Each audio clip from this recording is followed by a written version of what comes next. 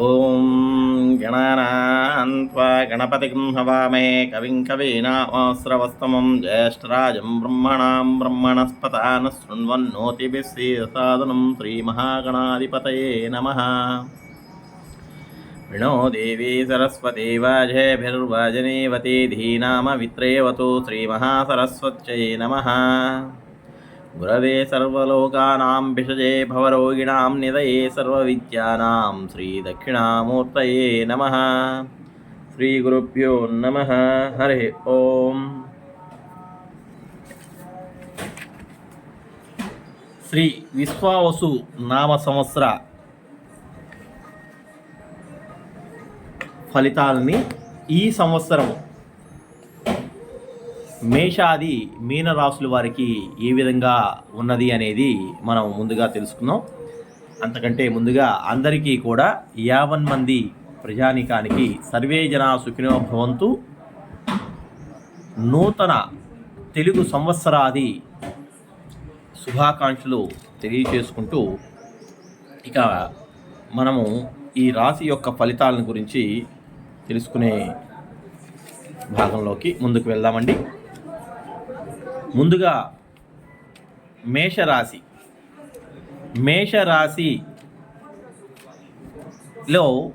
అశ్వని, భరణి, కృత్తిక. అశ్వని 4 పదాలు, అదేవిధంగా భరణి 4 పాదాలు, కృత్తిక 1 పాదం ఉండదు.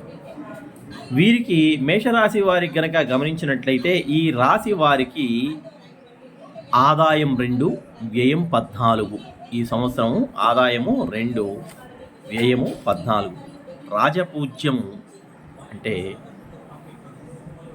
సమాజంలో వచ్చే గౌరవం 5, అవమానం 7 ఉన్నది.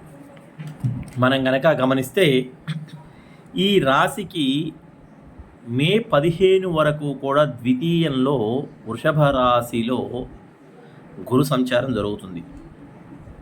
3వ స్థానమైన మిథున రాశికి మే 15న గురువు యొక్క మార్పు అనేది సంభవిస్తుంది. అప్పుడే మనకి సరస్వతి నది పుష్కరాలు.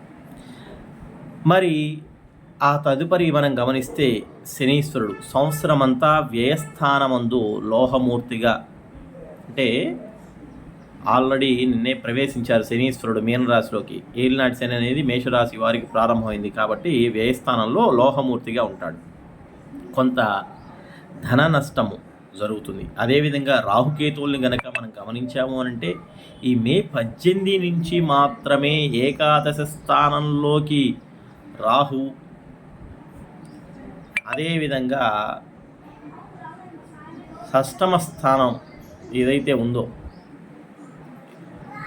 అక్కడి నుంచి పంచమ స్థానంలోకి కేతు ప్రవేశం జరుగుతుంది.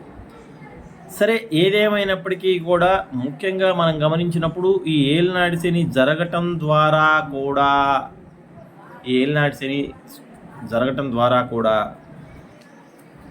నెలవారీ ఒక ఫలితాలను కనుక మనం గమనించాము అనంటే ఏప్రిల్లో కనుక చూసుకుంటే కొంత సౌకర్యాలు, విలాసవంతమైన సౌఖ్యాలు కోసం అనేది కొద్దిగా సంపాదన అనేది ఉన్నప్పటికీ కూడా కొంతమేర అధికమైన ఖర్చు అని అంటే కొంత ఆడంబరాల కోసం కొంత ఖర్చు చేసే అధిక ఖర్చులు జరిగే అవకాశం ఉంది. కాబట్టి వాటిని తగ్గించుకొని ఉండటం ద్వారా చాలా మంచిది.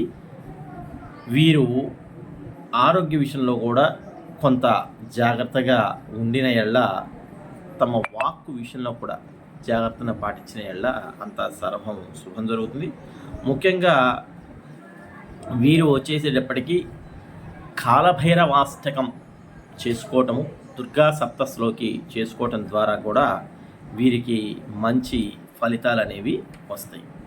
వీరిని గనక మనం గమనించాము అనంటే ఈ మేషరాశిలో కందాయ ఫలాలు తీసుకుంటే అశ్విని నక్షత్రానికి మొదటి 4 నెలలు కూడా సర్వదా శుభంగాను, తరువాత 4 నెలలు మధ్యమంగాను, తరువాత 4 నెలలు మళ్ళీ శుభంగాను ఉంటుంది. అదేవిధంగా భరణీ నక్షత్ర జాతకుల్ని కనుక మనం గమనించాము అనంటే వారికి మొదటి 4 నెలలు కొంత అనారోగ్యము, 2 వచ్చేటప్పటికి 4వ నెలలో మనోవ్యాకులత ఉండి చివరి 4 మాసములు సర్వదా శుభంగా ఉండును. ఇకపోతే కృత్తికా నక్షత్రం, ఈ కృత్తికా నక్షత్రం వారి కనుక గమనించాము అంటే కృత్తికా నక్షత్రం అంటే ఉభయ రాసుల్లో సంచారం జరుగుతూ ఉంటుంది. అంటే మేషము అదేవిధంగా వృషభం. వీరికి వచ్చేటప్పటికి ఈ మొదటి 4 నెలలు అత్యంత శుభంగా ఉంటుంది. తరువాత 4 నెలలు కూడా శుభప్రదంగా ఉంటుంది. ఆ తదుపరి చివరి 4 నెలలు కూడా మధ్యమైన స్థితిలో ఉంటుంది. కావున ఈ మేషరాశి వారు ముఖ్యంగా కాలభైరవాష్టకం, దుర్గా సప్తశ్లోకి చదువుకోవటం ద్వారా కూడా వారికి సర్వదా శుభంగా ఉంటుంది. ఇకపోతే వృషభ రాశిని కనుక మనం గమనించాము అంటే ఆదాయం 11, వ్యయం 5, రాజపూజ్యం 1, అవమానం 3. అంటే ఇక్కడ గమనించుకోవాల్సింది ఏంటంటే కృత్తిక, రోహిణి, మృగశిరాలోని 1-2 పాదాలు ఉంటాయి. వృషభ రాశిలో వచ్చేటప్పటికి మే 15 వరకు గురు సంచారం ఉంది కనుక ఆ తదుపరి మే 15 నుంచి గురు సంచారం వచ్చేటప్పటికి మిథునంలోకి వెళ్తుంది కనుక శనీశ్వరుడు ఏకాదశిలో వస్తున్నాడు కనుక అదేవిధంగా దశమ స్థానం కర్మస్థానమైన రాహువు, కర్మస్థానంలో రాహు సంచారం జరుగుతుంది కాబట్టి ఈ వృషభ రాశికి సంబంధించి ముఖ్యంగా గమనించుకోవాల్సింది ఏమిటి అని అంటే అనవసరమైన విషయాల జోలికి పోకుండా ఉండటము. ఎందుకంటే ఇక్కడ వాక్స్థానం ఎంత బాగా ఉన్నప్పటికీ కూడా కర్మస్థానంలో రాహువు ఉండటం ద్వారా, అది కూడా శని క్షేత్రంలో ఉండటం ద్వారా కొంత మనకి అనాలోచితమైనవి ఏవైతే దైవానికి దూరంగా ఉంటాయో ఈ ఆలోచనల్ని మనలో పెంపొందించే అవకాశాలు ఉంటాయి. అందుకని వీరు చాలా జాగ్రత్తగా ఉండాలి. అనగా ఇది ఏదైతే వాళ్ళ యొక్క గౌరవ మర్యాదలకు సంబంధించి వీటికి సంబంధించి తగు జాగ్రత్తలు తీసుకొని ఉంటే కనుక తిరిగి బాగుంటుంది. వీరిది కనుక గమనించాము అంటే ఇందాక కృతిక చెప్పాము, రోహిణి నక్షత్రం వాళ్ళకి మొదటి 4 నెలలు, అదేవిధంగా తర్వాత 4 నెలలు, చివరి 4 నెలలు, మొత్తంగా ఈ 12 మాసాలు కూడా మధ్యమమైన స్థితిలోనే ఉంటుంది. ఇకపోతే మృగశిర నక్షత్రం 1-2 పాదాలు వృషభ రాశిలో ఏవైతే సంచరిస్తున్నాయో వాళ్ళకి మొదటి 4 మాసాలు బాగుంటుంది. తరువాత 4-8 నెలలు వచ్చేటప్పటికి కొంత మనోవ్యాకులత ఉంటుంది. ఇక మనము మిథున రాశి గనక తీసుకుంటే మిథున రాశి యొక్క స్థితి ఆదాయం 14, వ్యయం 2, రాజపూజ్యం 4, అవమానం 3. ఈ మిథున రాశిలో మృగశిరాకి సంబంధించి ఏదైతే చెప్పామో అది మొదటి 4 నెలలు మాత్రం బాగుంటుంది. తర్వాత 8 నెలలు కొంత యావరేజ్గా ఉంటుంది. ఇక ఆరుద్ర నక్షత్రానికి తీసుకుంటే మొదటి 4 నెలలు మధ్యమ స్థితిలో, తరువాత 6 నెలలు కూడా చాలా బాగుంటుంది. ఇక అదే రాశిలో ఉన్నటువంటి పునర్వసు నక్షత్రాన్ని కనుక గమనించాము అనంటే మొత్తంగా ఈ 12 నెలలు కూడా వీరికి సర్వదా శుభంగానే ఉంటుంది. మిథున రాశి వారు ముఖ్యంగా మేధా దక్షిణామూర్తి యొక్క ఆరాధన, అదేవిధంగా మీరు కనుక గమనిస్తే సుబ్రహ్మణ్యాష్టకం పఠించటం ద్వారా మీ అందరికీ కూడా బాగుంటుంది. ఇక తదుపరి కర్కాటక రాశి. కర్కాటక రాశి కనుక గమనించాము అని అంటే కర్కాటక రాశిలో ఈ పునర్వసు నక్షత్రం మొదలు ఆశ్లేష నక్షత్రం వరకు ఈ కర్కాటక రాశిలో ఉంది. కర్కాటక రాశి వారి యొక్క ఆదాయం 8 అయితే, వ్యయం 2, రాజపూజ్యం 7 అయితే, అవమానం 3. ఇక్కడ గమనించాము అనంటే కర్కాటక రాశికి ఏదైతే ఇప్పటిదాకా జరుగుతూ ఉన్న ఈ అష్టమ శని ఏదైతే ఉందో అది నిన్నటితో వెళ్ళిపోవటం జరిగింది. కర్కాటక రాశి వారు గనక గమనిస్తే దీనిలో ఉన్నటువంటి పునర్వసు ఇందాక చెప్పుకున్నాం బాగుంది. పుష్యమి నక్షత్రానికి సంబంధించి కనుక గమనిస్తే మొదటి 4 నెలలు కూడా యావరేజ్గా, తర్వాత 4 నెలలు కొంత మనోవ్యధగా, తర్వాత 4 నెలలు మధ్యమంగా ఉంటుంది. ఇక ఆశ్లేష నక్షత్రాన్ని కనుక గమనించాము అని అంటే మొదటి 4 నెలలు అద్భుతం, తర్వాత 4 నెలలు అద్భుతం, తర్వాత 4 నెలలు మధ్యమం.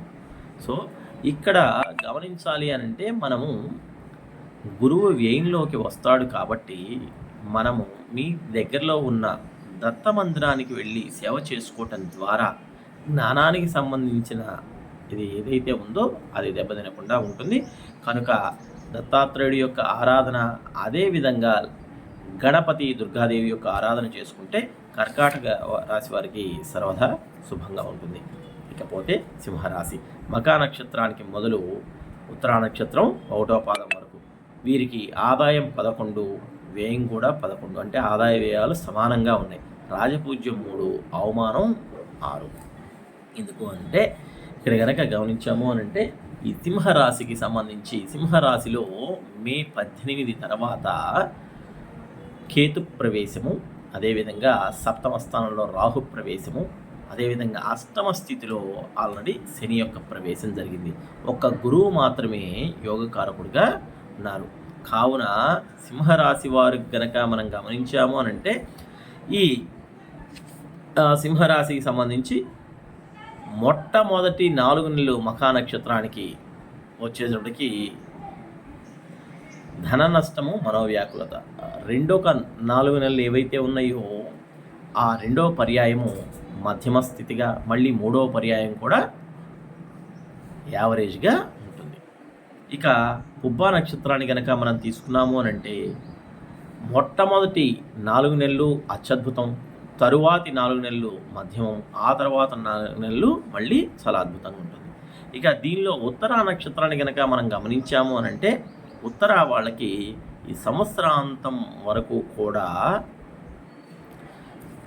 మధ్యమ స్థితి, అంటే అద్భుతానికి మధ్యమానికి మధ్యలో అబోవ్ యావరేజ్గా వీళ్ళకి ఉంటుంది. వీరు ముఖ్యంగా గణపతి, దుర్గాదేవి ఆరాధన, కాలభైరవ ఆరాధన, ఈశ్వరారాధన చేసుకోవటం ద్వారా సర్వదా శ్రేయస్కరంగా ఉంటుంది. ఇక మనము కన్యారాశిని కనుక గమనించామంటే కన్యారాశికి సంబంధించి ఆదాయం 14, వ్యయం 2, అదేవిధంగా రాజపూజ్యం 6, అవమానం 6. ఇక్కడ కన్యారాశి కూడా మనం గమనించాల్సింది ఏంటి అంటే ముఖ్యంగా అంటే ఈ రాశి చక్రాలు ఏవైతే ఉంటాయో రాశి చక్రాలకి విశేషించి మందగమనుడు అంటే శనీశ్వరుడు, అదేవిధంగా తదుపరి రాహుకేతువులు, ఆ తదుపరి గురువు, వీటి యొక్క చూపు, వీటి యొక్క రాశికి ఎంత దగ్గరగా ఎన్ని డిగ్రీల్లో సంచరిస్తున్నారు, జన్మకుండల్లో వీళ్ళ యొక్క పరిస్థితిని బట్టి మన యొక్క ఈ గోచార స్థితి ఉంటుంది. ఇక ఈ కన్యారాశికి సంబంధించి మనం గమనించాము అంటే వ్యయ స్థితిలో మరి మే 18 నుంచి కేతువు ఉండటం జరుగుతుంది కాబట్టి 7వ స్థితిలో శనీశ్వరుడు ఉంటాడు కాబట్టి ఈ భార్యాభర్తలకి సంబంధించిన అన్యోన్యతలో చిన్న చిన్న చికాకులు అనేవి ఏర్పడతాయి. ఏదేమైనప్పటికీ కూడా కొంత తొందరపాటు చర్యలు లేకుండా, తొందరపాటు మాటలు లేకుండా, ఇగోలకి పోకుండా ఉండి ఇదైతే ఓవరాల్గా వీళ్ళకి బాగానే ఉంటుంది. దీనిలో కనుక మనం గమనించామంటే హస్త నక్షత్రానికి మొట్టమొదటి 4 నెలలు అద్భుతం, తర్వాత 4 నెలలు మధ్యమము, తర్వాత 4 నెలలు మధ్యము. ఇక కన్యారాశిలోని చిత్తా నక్షత్రాన్ని కనుక మనం గమనించామంటే వీరికి కూడా మొట్టమొదటి 4 నెలలు అద్భుతము, తర్వాత 4 నెలలు మధ్యము, తర్వాత 4 నెలలు కూడా ఏవో యావరేజ్గా ఉంటుందన్నమాట. ఇక మనం గనక వీరి యొక్క ఏ దైవాన్ని ఆరాధిస్తే వీరికి బాగా కలిసి వస్తుంది అని గనక మనం గమనించాము అని అంటే ముఖ్యంగా గౌరీ పంచాక్షరి చేసుకోవాలి. ఎందుకంటే భార్యాభర్తల మధ్య అన్యోన్య దాంపత్యం కోసం. అదేవిధంగా గణపతి ఆరాధన చేసుకుంటే వీరికి చాలా మంచిది. ఇక తులారాశిని కనుక గమనించాము అంటే వీరికి ఆదాయం 11, వ్యయం 5, రాజపూజ్యం 2, అవమానం 2. ఈ తులారాశిలో వచ్చేసేటప్పటికి స్వాతి నక్షత్రానికి గనక గమనిస్తే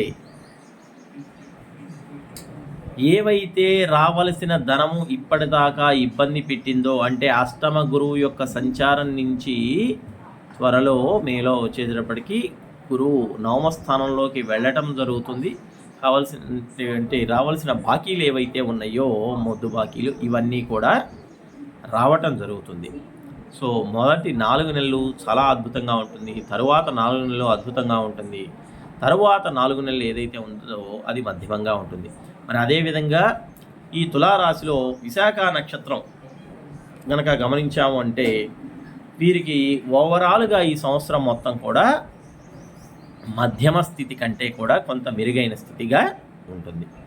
కనుక ఇక్కడ వీరు గనక గమనించాము అంటే తులారాశికి సంబంధించి ఏకాదశంలో కేతు సంచారము జరగటము, అదేవిధంగా నవమ స్థితిలో గురు సంచారము జరగటము, ఇవి చాలా మంచిగా ఉన్నాయి.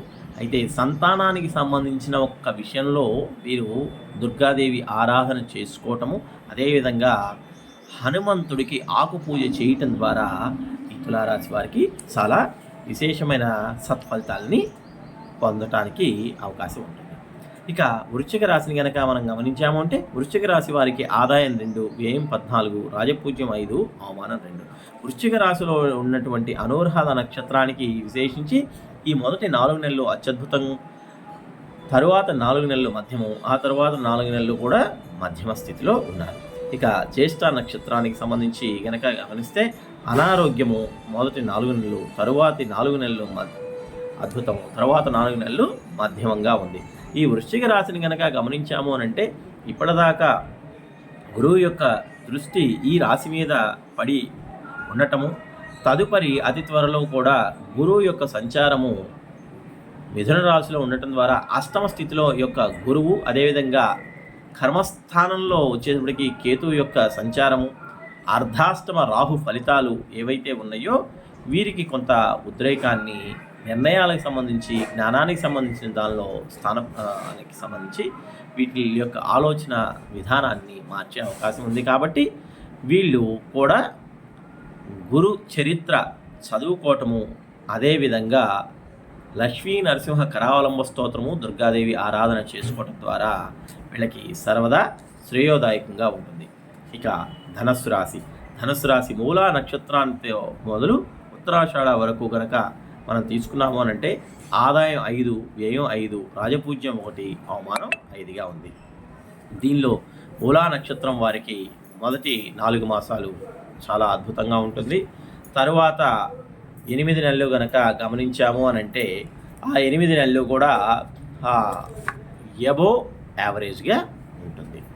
ఇక పూర్వాషాఢ నక్షత్రాన్ని కనుక గమనించామంటే మొట్టమొదటి 4 నెలలు మధ్యమ స్థితి కంటే కొంత మెరుగైన పరిస్థితి ఉన్నప్పటికీ కూడా తరువాత 8 నెలలు కొంత జాగ్రత్తలు పాటించవాలండి. ఇక ఉత్తరాషాఢ నక్షత్రాన్ని కనుక గమనించాము అంటే ఈ సంవత్సరం వరకు కూడా, మొత్తం సంవత్సరాంతం వరకు కూడా బాగానే ఉన్నది.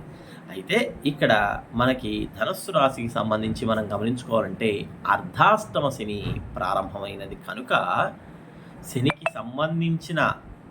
శనీశ్వరుడికి సంబంధించింది ఏదైతే ఉందో అర్ధాష్టమ శని, ఆ శని జపం చేసుకోవటము, ఈశ్వరారాధన, విష్ణు సహస్రనామ పారాయణ, కలభైరవాష్టకము చదువుకోవటం ద్వారా వీరికి అత్యద్భుతంగా సత్ఫలితాలని పొందే అవకాశం ఉంది.